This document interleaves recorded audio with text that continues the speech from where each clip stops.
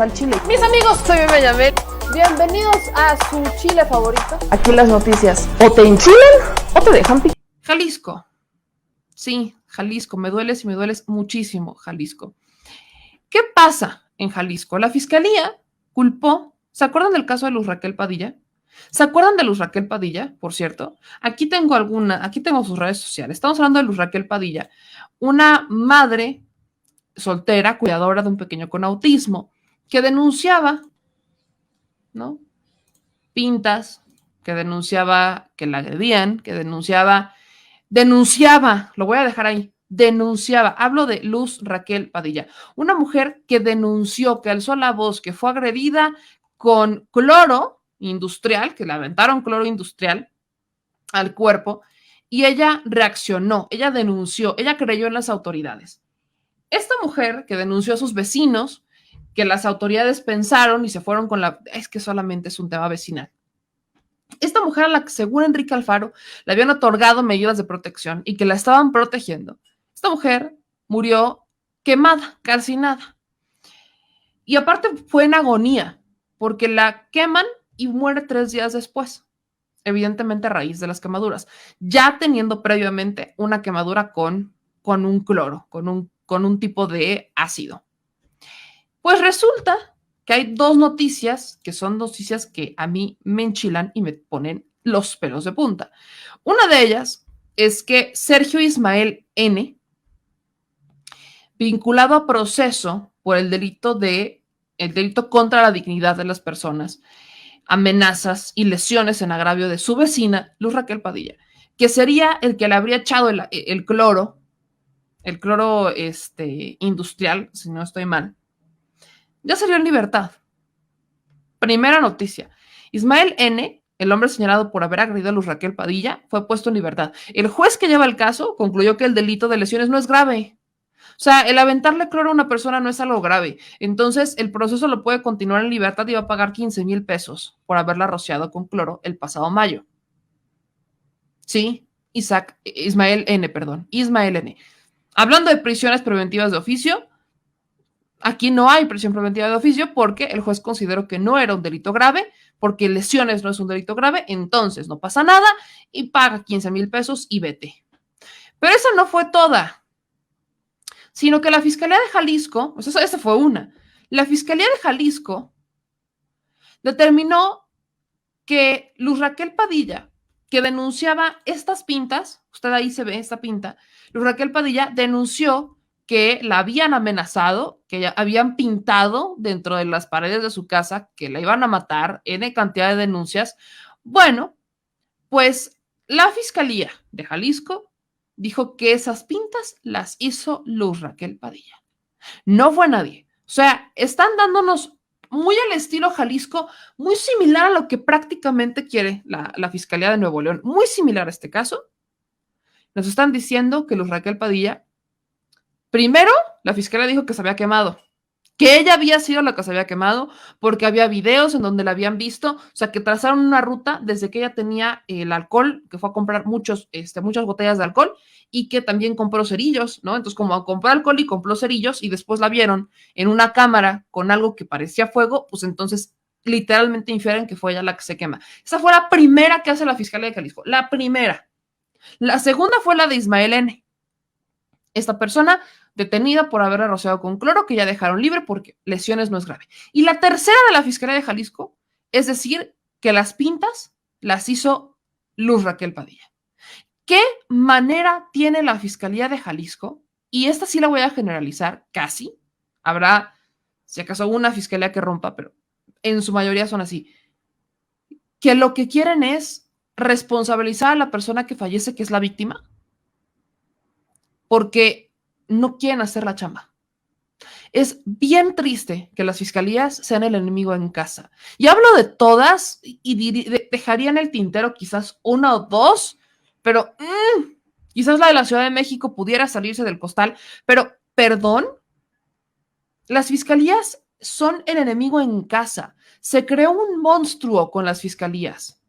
Al hacerlas autónomas, sí deberían de ser autónomas para tener la libertad de investigar los delitos, aunque estos delitos fueran, ¿no?, de las autoridades. Entonces, al separarlas, hace mucho sentido que tengan este poder de verdad investigar los delitos, de realmente no tener miedo porque tienen esta independencia. Ok, pero se creó un monstruo, porque al no ponerle mecanismos de control, porque al no ponerle un freno, porque al dejarlo tan independiente y por tanto tiempo, tenemos personas que no están haciendo ni lo más mínimo por realmente resolver los problemas de las fiscalías. Entonces, tenemos elementos como los de Jalisco o los de Nuevo León, pero en este caso hablemos de los de Jalisco, que se avientan el tiro de decir que la mujer que se murió, se mató, que la lesionaron y que no es tan grave, y que ella fue la que pintó el tema de las amenazas. Este actuar de la Fiscalía de Jalisco es la prueba real de que cuando Luz Raquel denunció, ellos minimizaron el acto, cosa que Alfaro había negado, porque Alfaro negó que esto pasara, ¿eh? Alfaro dijo, no, nosotros la cuidamos hasta el último minuto, casi yo no sé por qué pasó esto, pero pasó. Y ahora tenemos una fiscalía que nos sale con argumentos como el que usted va a escuchar en este momento en pantalla. De verdad, no tiene perdón lo que están diciendo los elementos de la Fiscalía de Jalisco. Escucha esto. Buen día. Los saluda el fiscal de Jalisco. En esta ocasión, para darles a conocer los avances generales que me han sido informados por parte del agente del Ministerio Público, quien integra de manera objetiva la carpeta de investigación por el caso de la muerte de Luz Raquel.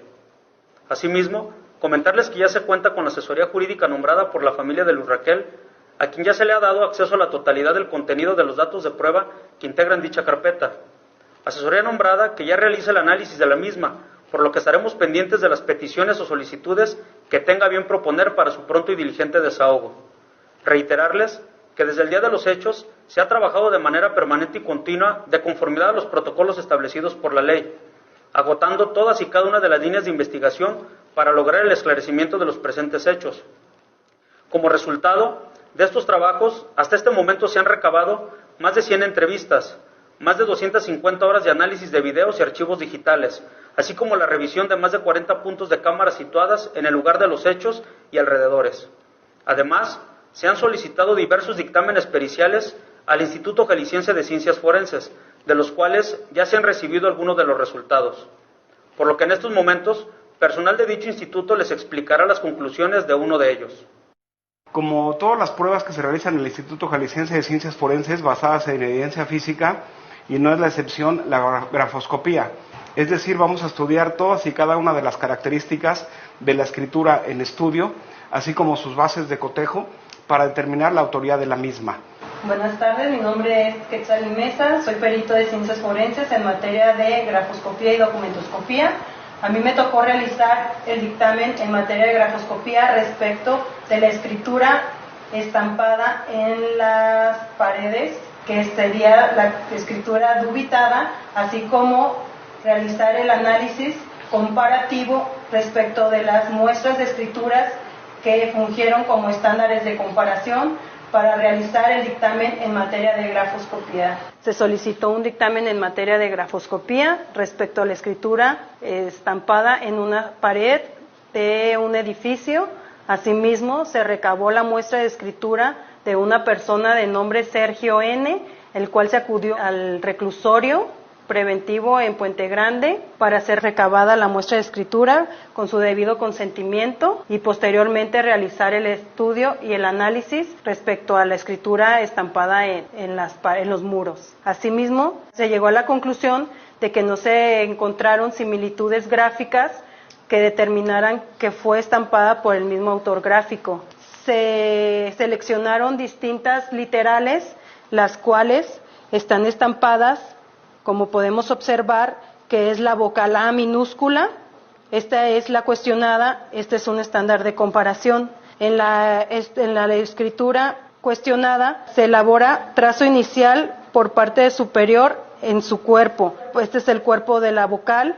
está separada en la parte superior, produce cuerpo ovalado amplio y abierto en la parte superior derecha, elabora trazo final marcadamente curvado, extenso y ascendente, siendo que en la muestra de escritura de la persona detenida elabora un cuerpo ovalado con trazo inicial en la parte superior derecha, produce cuerpo ovalado, reducido y cerrado, elabora el trazo final breve y separado del cuerpo. La letra E minúscula la elabora el trazo inicial ligeramente curvo y asimétrico hacia la izquierda. Esto quiere decir que rebasa del lado izquierdo su trazo curveado que forma la vocal. En la muestra de escritura, su trazo inicial es recto, produce cuerpo reducido, esto significa que no deja espacio, elabora trazo final ligeramente curvo y es breve, a diferencia del cuestionado que es amplio y ascendente. Asimismo, por esas discrepancias se llegó a la conclusión de que no corresponde al mismo origen gráfico, a diferencia de la escritura estampada en los muros, como la muestra de escritura que fue remitida por el Ministerio Público, que corresponde a Luz Raquel. Esto es, se puede observar la literal T mayúscula, cómo hace un trazo horizontal y hace un movimiento regresivo en la parte derecha hacia el centro, haciendo el trazo magistral, y al final del magistral hace una pequeña elevación, como se puede identificar aquí. Asimismo, se analizó la literal Q minúscula. Tiene una característica que se comienza a realizar el trazo en la parte superior derecha, el cuerpo es ovalado, está abierto en su parte derecha, el trazo magistral es medio y la característica es que realiza un gancho en la parte inferior, como podemos observar aquí. Al analizar la escritura plasmada en los muros y la escritura de Luz Raquel remitida por el agente del Ministerio Público, se encontraron suficientes similitudes gráficas para determinar que corresponden al mismo origen gráfico. Este tipo de especialidad se realiza en el Instituto Jalisciense de Ciencias Forenses desde hace más de 30 años y siempre basada en el principio criminalístico de la correspondencia de características.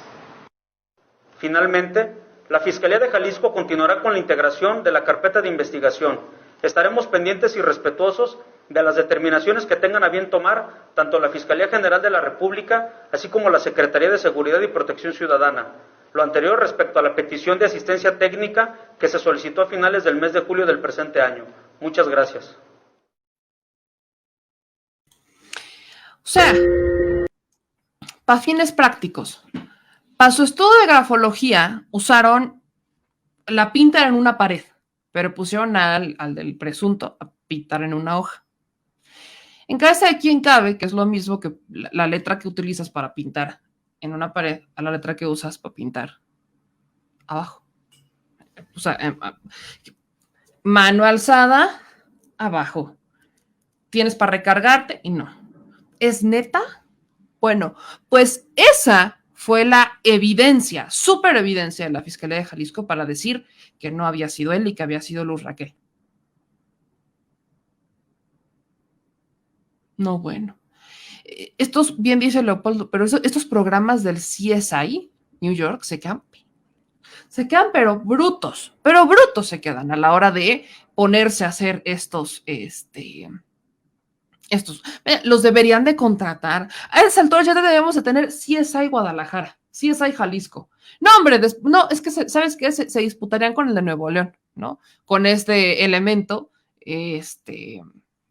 el de el forense, que dijo que en el caso de Jalisco, Devani se había caído, se había pegado en la cabeza, se despertó, se paró, nos ahogó, pero ahí se quedó. Y después se murió por el golpe que se dio en la cabeza. Un golpe. No, es que por eso le digo que un tema de las fiscalías molesta y molesta muchísimo. Porque de veras nos creen brutos. Digo, no es que seamos criminólogos, pero sí estamos viendo que son cosas que no nos checan. Son cosas que simplemente no, es un tema de sentido común. Es un tema de sentido común.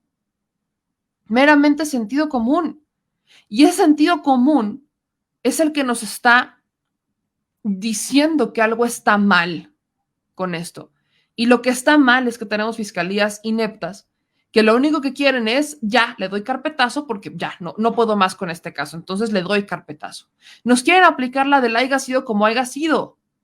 Está pasando exactamente lo mismo que pasó con el de Nuevo León, está pasando exactamente lo mismo que pasó en Jalisco y que ha pasado en muchas otras fiscalías, Oaxaca, en la Fiscalía General de la República.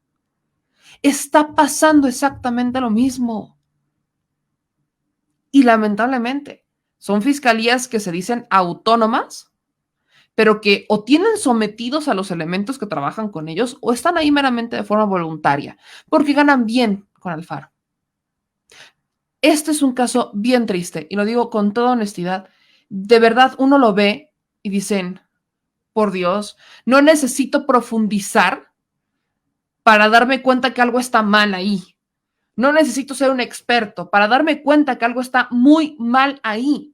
Están como lo de Murillo Karam, neta.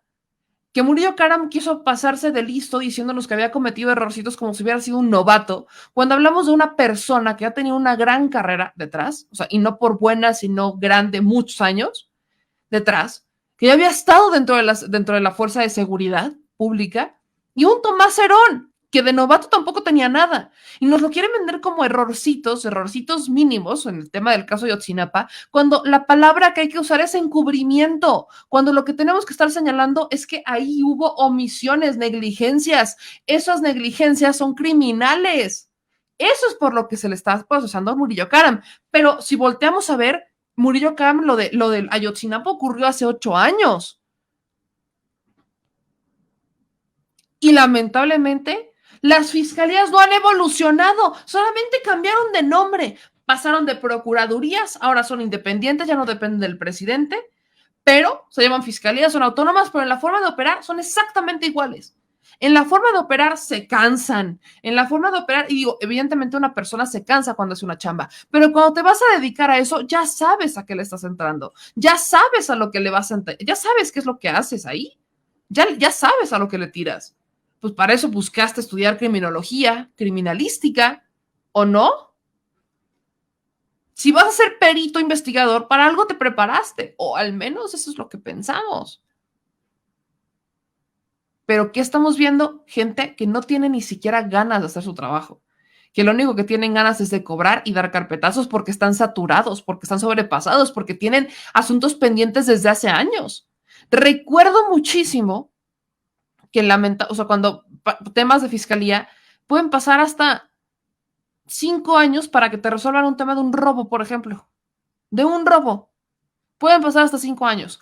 Obviamente hay otro factor que entra sobre la mesa que es la apatía, ¿no? Lamentablemente, la apatía ciudadana, el famoso de no, yo no me meto porque a mí no me pasó o yo no quiero problemas y que por eso no aporten datos a la investigación, es algo con lo que tenemos y venimos arrastrando. Es un lastre.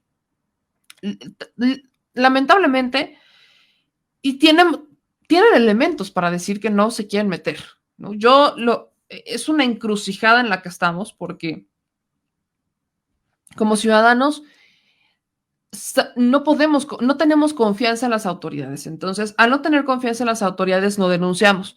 Y si no denunciamos porque no tenemos confianza en las autoridades, imagínense que lleguen a investigar, que te lleguen a preguntar si sabes algo o si tu cámara funciona y que sabes que funciona tu cámara, sabes que tienes evidencia ahí guardada, pero también sabes que si la entregas corres riesgo de que alguien dentro de la fiscalía o dentro de la policía le termine diciendo a los criminales que tú fuiste el que entregó esa información y entonces te metes en problemas.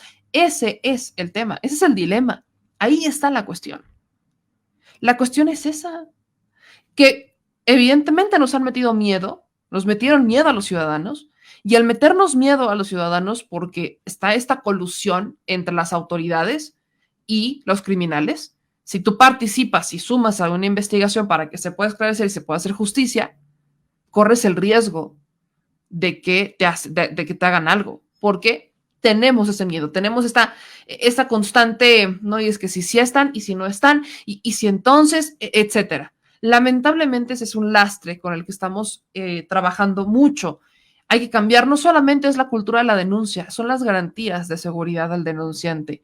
Por eso está este 089, ¿no? El 089 de denuncia anónima, que ya se fortaleció, que se hicieron algunos cambios, pero pues aún así quedan dudas. Falta un trabajo muy grande para realmente llegar y decir, bueno, ya puedo, al menos, no sé si confiar en la autoridad, pero confiar en que no me van a vender a mí y que puedo dar información, que puedo aportar información, y entonces ahí está, ¿no? Ya aporté como ciudadano, pero no hemos llegado a ese punto.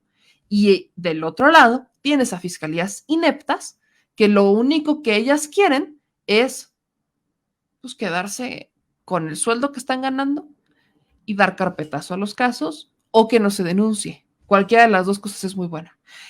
Tristemente, es un caso que se suma a los N cantidades de casos que hemos visto en este país, de injusticias y más injusticias. Pero la enorme diferencia es que hoy existen las benditas redes sociales que nos permiten alzar la voz, presionar, y al menos ya sabemos que presionando podemos hacer algo, al menos en esta administración. Después no lo sé. Debo confesar que ya empecé a sentir como cierto miedillo. No me había caído el 20 hasta apenas hace ratito en la tertuliana. Se los digo así como que en noche de confesión. No me había caído el 20. Pero, ¿qué va a pasar cuando ya no estén las mañaneras? ¿Con quién vamos a ir a denunciar? Digo, hoy tenemos las mañaneras. Hay muchas personas que me dicen, bebé, es que la gente te ubica porque vas a la mañanera, entonces si yo le digo que voy a meter una denuncia contigo, luego ya se echan para atrás porque saben que lo vas a llevar a la mañanera. ¿Qué va a pasar el día en que la mañanera ya no esté? Y que no tengamos un foro para llegar y decir y poner estos temas sobre la mesa, o poner los temas sobre la mesa y presionar para que, aunque no esté dentro de la jurisdicción o dentro del poder de la persona a la que le estás denunciando, como es el presidente de la República, el simple hecho de que te presentes y lo denuncies al presidente de la República, quiere decir que ahí hay algo que mete presión y que de forma inmediata va a empezar a hacer que todos se pongan como hormiguitas y se pongan a trabajar.